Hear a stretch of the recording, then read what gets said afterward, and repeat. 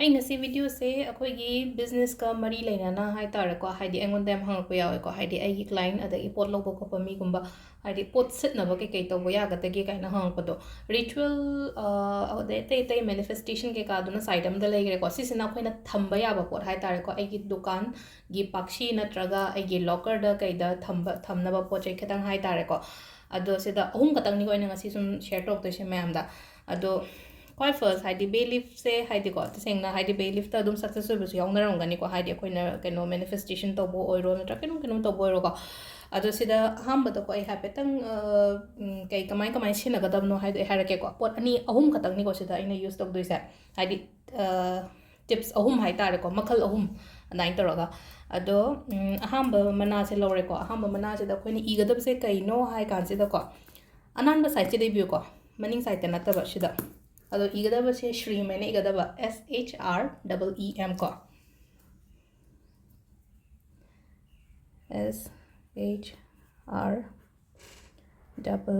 SHREEM ko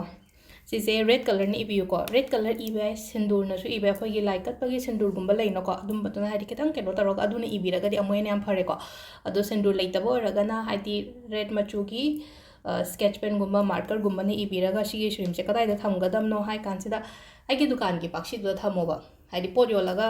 paisa thamba mamma lai na ko adugi dukan gi pakshi du thamo pakshi lai ten haira ga dum keno da akoi gi keno da hai ta locker do ina happy roba si lere ko hamba gi shrim se ma lere ko hadi si ma to bi be yare ko ahum mo loin tawra shwe ama khatang tawra shwe ko ado si na ai locker da thamgor ge ko si ma dongan do side am da ko si so ai chung taw ga da ba numit se irai to ba yai sagon sen to ba yai ko ani se manung se da ama to ba yai irai or sagon nga si irai ni nga sim to bi be yai na ka shu kai de ba dum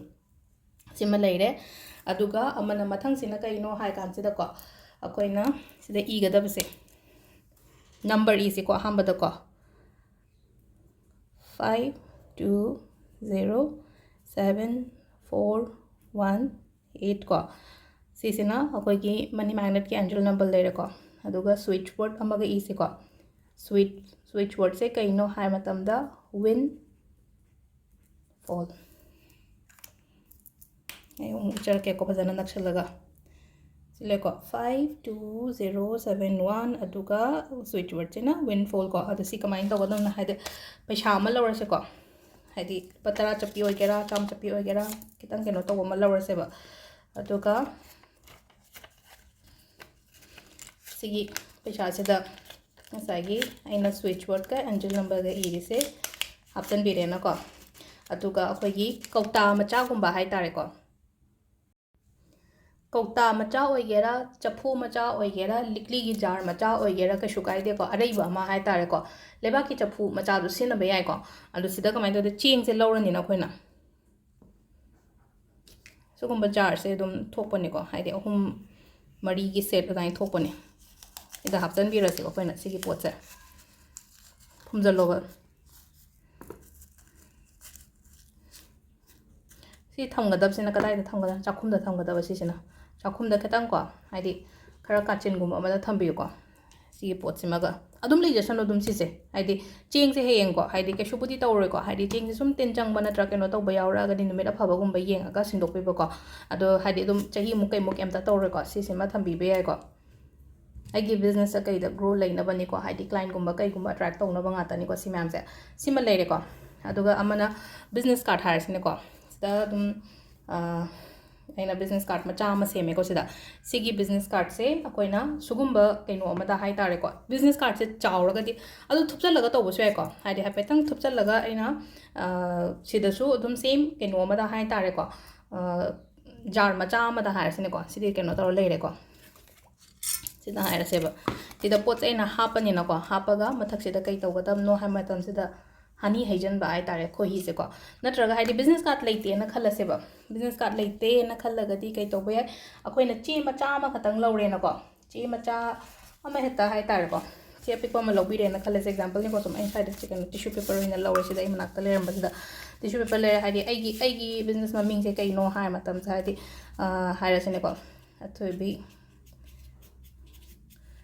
tarot healing and hire ko ꯍꯥꯏꯗꯤ ꯆꯦ ꯑꯄꯤꯛꯄꯗ ꯏꯕꯤꯌꯨꯀꯣ ꯑꯗꯨꯒ ꯁꯤꯁꯦ ꯂꯣꯏꯅ ꯊꯨꯞꯆꯜꯂꯒ ꯉꯁꯥꯏꯒꯤ ꯑꯩꯒꯤ ꯀꯩꯅꯣꯗꯨꯗ ꯀꯧꯇꯥ jar ꯃꯆꯥꯗꯨꯗ ꯍꯥꯞꯄꯒ ꯃꯊꯛꯁꯤꯗꯀꯣ ꯉꯁꯥꯏꯒꯤ ꯑꯩꯅ ꯍꯥꯏꯕꯗꯣ ꯈꯣꯍꯤꯗꯣ ꯍꯥꯞꯆꯤꯟꯕꯤꯔꯒ ꯃꯈꯨꯝ ꯈꯨꯝꯖꯤꯜꯂꯒ ꯁꯤꯃꯁꯨ ꯊꯝꯕꯤꯕ ꯌꯥꯏꯕ ꯑꯗꯣ ꯁꯤ ꯊꯝꯕꯒꯤꯗꯤ ꯀꯗꯥꯏꯗ ꯊꯝꯒꯗꯕꯅꯣ ꯍꯥꯏ ꯀꯥꯟꯁꯤꯗ ꯁꯤꯗꯤ ꯑꯗꯨꯝ